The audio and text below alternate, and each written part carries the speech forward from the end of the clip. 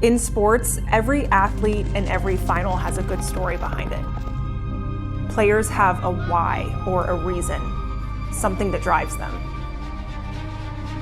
But that's what's unique about women's polo. This story is bigger than any individual player. This sport is growing rapidly, and it's because every single player that's competing right now is at the top of their game. They're all trying to win the biggest women's polo tournament in North America, the US Open Women's Polo Championship. When a player wins this tournament, it changes the trajectory of their career forever.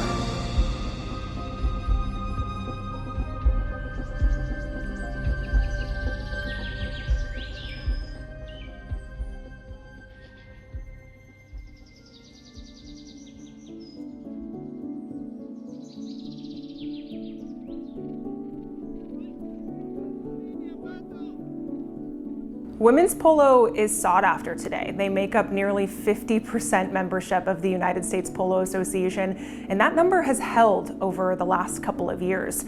Polo is also all over ESPN. You have some of the biggest tournaments in the United States being broadcast on ESPN, including the US Open Women's Polo Championship.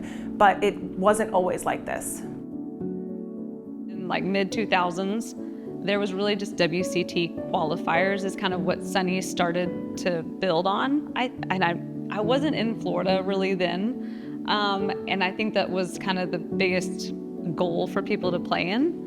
The WCT, the Women's Championship Tournament, was one of the only competitive women's tournaments at the time, and it was founded by Sunny Hale, who was this massive pioneer in women's polo. She was the first woman to win the US Open Championship, and she was really doing everything she could to grow women's polo. I looked up to Sunny Hale. I remember being in college and I was playing intercollegiates, and all you would hear about is Sunny Hale playing in the US Open with Cambiaso and her back shots and how, she could ride anything, and it's just something that, and she was short, I'm short. And so she was definitely my idol. Sunny, for US polo, and I think admired in other parts of the world, but she was the top of what women's polo could be about. She was a phenomenon, but she wasn't the only one, there was Rowena Gross, Claire Tomlinson, Caroline Onier. And these women could play. Caroline Onier was 4 goals in the mixed handicap. She was tough. She may have been smaller than me, but dynamite comes in small packages. These women were leading the charge, and they were trying to set up the next generation of polo players. But how do you set up the next generation if you don't have top-tier tournaments for them to compete in? So in the early 2000s, I think men, anybody could compete in them, but mostly men had the C.V. Whitney and the Gold Cup and the US Open, and women didn't really have that. The C.V. Whitney Cup for 2009 goes to Audi, 8-7 over the Chuza Caracas. That was it. Cambiaso, 4 goals on the day, and it paid off with their first title for Valiente. Call it tennis, golf, polo. You always have the men's and the women's. And polo was one of the only sports that didn't have this for so many years. So it was only watch the men's polo to see who's going to win the most important tournament of the United States in polo. One day I said, it had to be something else. What is no USPA women's tournament? So I got the blue book and I started looking into the pages and the blue book, and I found the Women's US Open. I was playing last in El Dorado, I believe, Empire Polo Club in 1990. I said, what happened with this? So it took me about a year since I applied for, and we went through the process, and it was taking kind of long. So that's when I said, well, this worth a call to Sunny Hale. So I called Sunny, and that she was going to Houston a lot, always to play with Sansaba and Maureen Brenham and different ladies. We meet here in Florida on a Starbucks coffee place, and I say, I have this idea, you know, I want to revive the Women's US Open. And, you know, she started all smiling and happy and said, Martin, come with me for whatever you need, you know, I'm up for it, and whatever is the better handicap that we can play, or the better polo that we can play in women's polo, I will always, you know, support it, and that will be a pleasure. So I said, well, I kind of need your help a little bit. Martine didn't know it at the time, I'm sure, but that conversation with Sunny would change the trajectory of women's polo.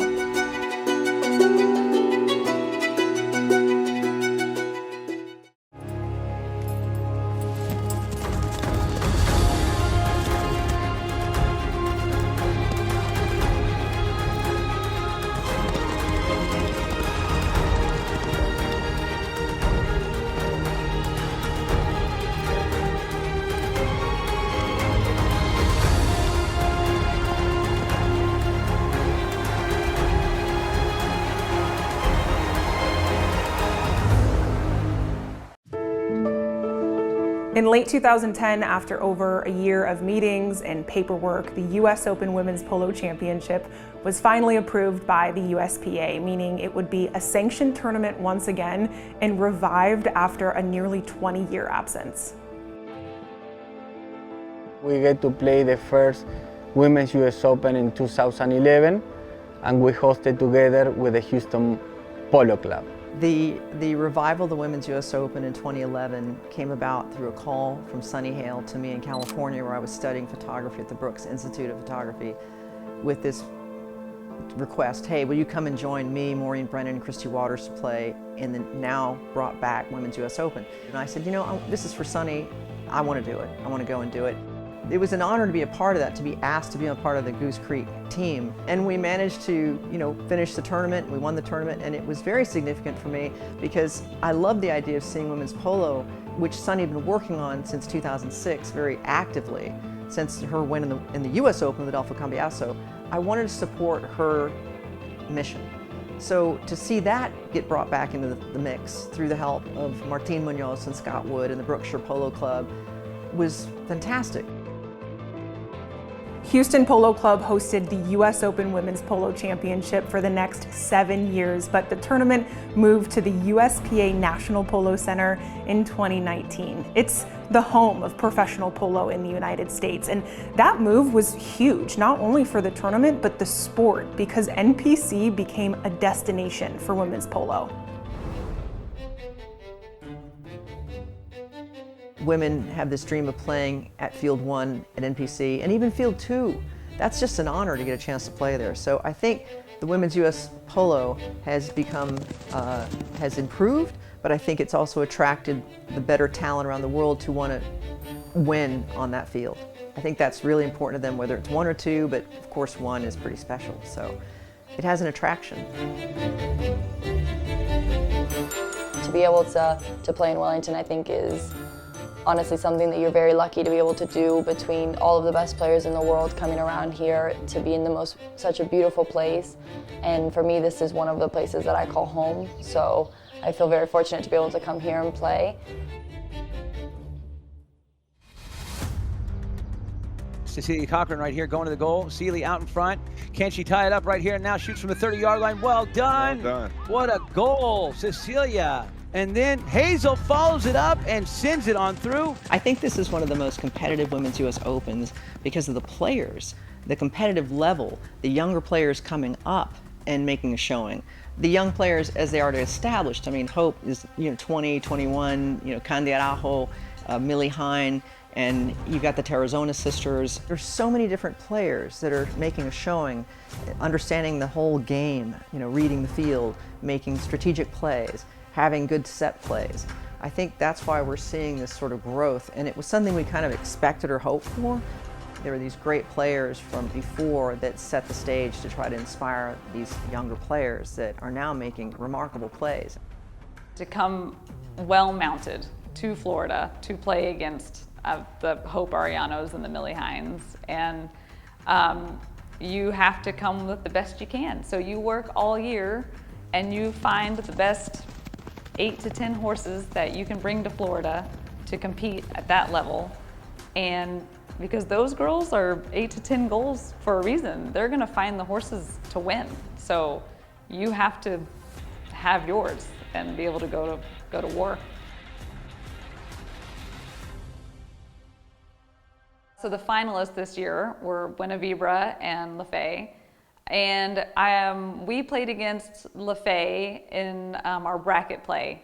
And you know, Hope Ariano does a great job on finding what her teammates are good at. And then she builds upon that. She does a very good job at doing that, and they were hard to beat.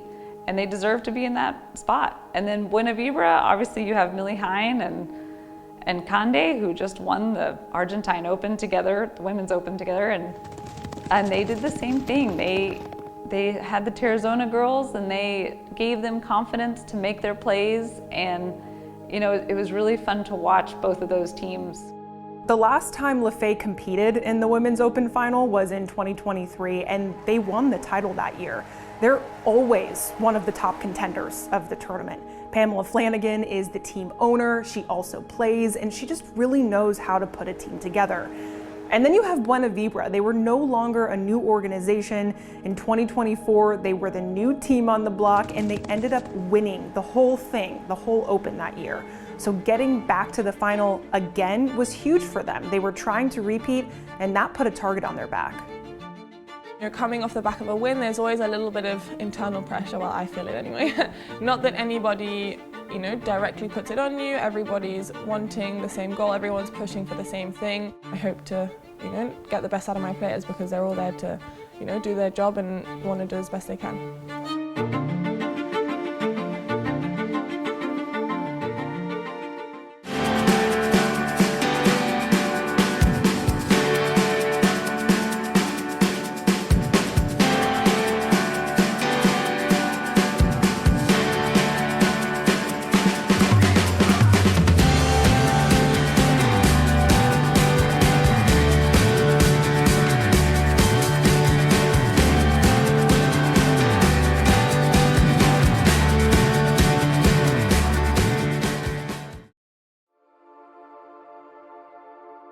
Our lineup this year, we played with both Juliana and Valentina Tarazona, and then with Carne Fernández Araujo. So it was a really, you know, special dynamic. We had both the sisters, Tita and Juju, and then Carne and I, who we're not sisters, but we, you know, we get along super well. We can say anything to each other, and you know, we take it well, which is super special. I got involved with Buenavibra last year when Gato, his father, and Aida, the mother of the girls, asked me if they could come to Argentina with me and help in the program of during the polo season in Argentina. As we worked together almost for 2 months in Argentina, when the US Open started here, they kind of asked me if I could be around them, so I can point in the things they got better at and things they need to get better at as well, and develop the best of their game. Juju is, you know, the one behind the scenes organizing everything. So for her this year to be on the team, I think is extra special for her to be able to take part in what she's organized. She's not huge on the contact side of the sport, but seeing her push through that barrier every single game, you know, was really incredible, and I was super proud of her. And then you have Tita, who is like the engine of the team. She is eating healthy, training, stick and walling every day, riding every day, seeing where she can improve on her horse lists, you know, wanting that constructive criticism between truckers. What can I do? What can I change? Which, you know, is quite rare. She's only 14 years old, so it's, you know, super inspiring. And I think, you know, that's going to take her a really long way.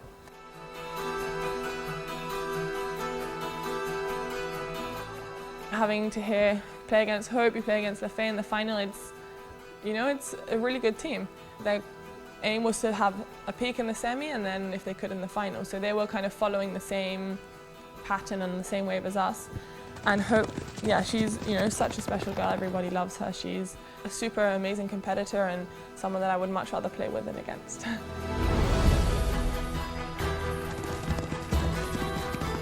I've learned a lot with every single team that I've been on. I've been fortunate enough to have some really incredible teammates, and have learned, whether it's between the coaching or the people I get to play with or against and the tournaments I get to be in, I think every single time I'm able to learn something new. I think the main strength of our team is Hope Ariano. She's amazing, she's incredibly talented. At 21 years old, she's reached the top of her game, the top of women's polo, really. So it's an honor and a pleasure for me to be able to play with Hope again. So she's definitely, you know, a big part, the core driver of this team. And this year also we had Fatima Balazano join the team, who happens to be Hope's future sister-in-law too. So there's that kind of fun dynamic. To get to play with someone, Fati, who she's like a sister to me now, is super, super exciting. And for me, there's nothing better than getting to play with family. I absolutely love it. She reminds me a lot, she plays a lot like Lucas, who she's supposed to get married to, which is funny, and he's always been one of my favorite teammates. So to get to play with her is such a pleasure. Normally I do a lot of cardio, I do a lot of running, I do a lot of riding, but coming back from pregnancy and being 6 months postpartum, you can really only do so much of that in those early months after having a baby. So you kind of have to build yourself back much slower than you normally would. Getting to play alongside Pam, Fatima Balazano, and Naomi is amazing. They're three incredible players. So I think that that's something that's really, really nice, that we all have really good team spirit together and enjoy each other on and off the field. There's so much that goes into a final. You know, teams can think that they have the perfect game plan, that they have everything figured out, but things can go sideways so quickly, and that's what was happening to Buena Vibra only minutes into the game.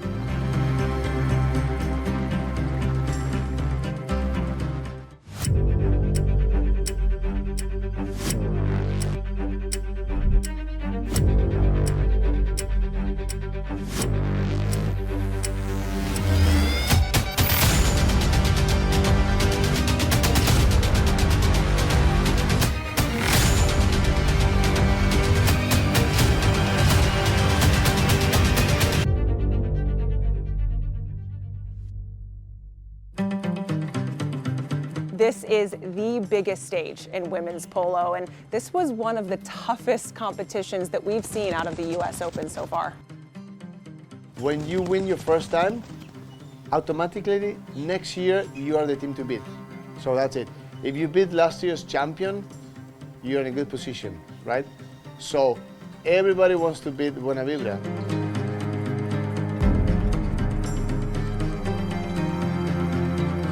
Get that well done, Pam. What a play. Hope There's was Hope. fine for that pass. And Hope, you know, she saw as soon as Balzano was going to that ball, she was already turning to be a target. And look at this, she's going to pick up the first point of the day right here. She's in the zone. You can't stop her. What a goal. Kehuadora. Hope Ariano showing off all the skills, using both sides of the horse, and makes magic happen. Very focused here today. Look at this. Well done, Kandi. And Millie with her near side shot. There it is. There we go. We're seeing some good polo already. Look at this. Hits that one up to Fatima, and she's up in the #1 position. There you go. Balzano going for it. Kandi chasing her down, and Hope is going to die to be the next player there behind, and she is. Look at this. Well done, Balzano. Oh, man. What a goal. Fatima takes this one, turns it back to the left, gives it over to Hope. Hope keeps on running right here, comes out of the turn faster than she went into it. She's in the red zone. It's right there. Kandi. Got it. Oh, well done, Hope. Beautiful play. And then Kandi gets out of there. She's going to be able to pull away from Balzano right here. Here comes the cut shot at the goal. What a really shot. nice shot. Well Great done. Here comes Hope. Going to go ahead and try to use horsepower here to get away from Millie. She's got her beat right here. Hope with a nice tap at the ball with authority. Hope is in the zone again, puts it on through. You know, it is a little bit stressful when you feel like you're doing everything right and you make a tiny little mistake, and you know, Hope's so incredible with the ball. No mercy. You make a mistake and it's goal the other end. La Fe started amazing. I said, wow, this is going to be really tough.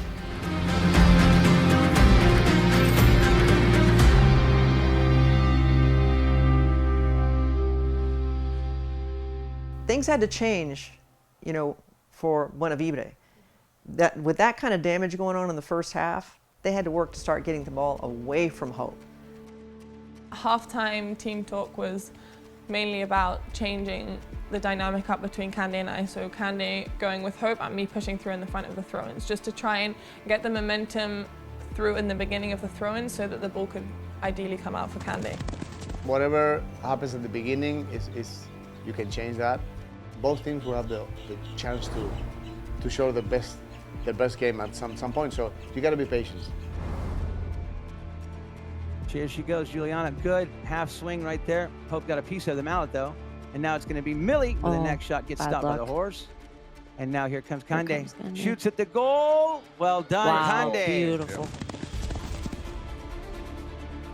Oh, well done. Battle got there. Gets knocked down right here, and it's going to be Millie. Be careful there. Now it's going to be Millie right here. Going to go ahead and try to tie it up, and she's going to do it. Get her over. She's going to be fine right there. Bolzano comes back in. It's going to be Hope to get there. Did she get? I thought she might have got there. Hope Both Millie and Candy, particularly Millie at the, let's say, the penalty line, they can take that throughout the game and try to find ways to be better. Millie off to the right. And then Millie's going to go ahead and shoot at the goal. And she got it. So much adrenaline, so much concentration, and even going up by 2 goals in the last chucket. You know, you in theory feel like you should be able to breathe, but you know, Hope's so quick and dominating. So it was, you know, keeping concentrated. There's 2 minutes left, 1.5 minutes left. Staying concentrated, keep doing our job until the last bell goes, and then to enjoy it.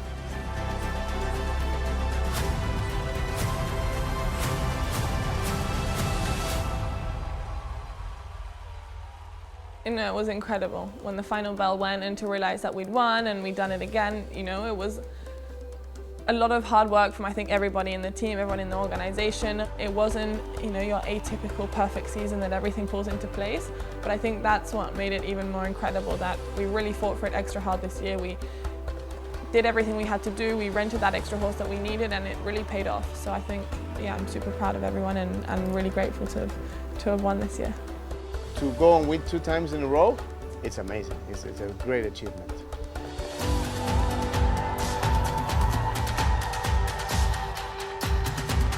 The idea that Buenavibre won last year, coming into 2025, to then win again, that's unheard of. That's very rare, in women's polo in particular. It's an honor to have won back-to-back US Opens. Not something I ever would have imagined, not something I always would have dreamed to have won the US Open. And to have won it once and then to have won it even twice, and especially to be able to do it with Tita, who we're both back-to-back winners, is super special. You know, playing with the girls and seeing how much they want to work for each other, how much they want to work for the team, and how much they want it for each other. You know, it's super special having that bond as sisters, and being able to share it with them on the field is incredible. So to be able to win with both of them together and Tita back-to-back is, yeah, it's just wonderful.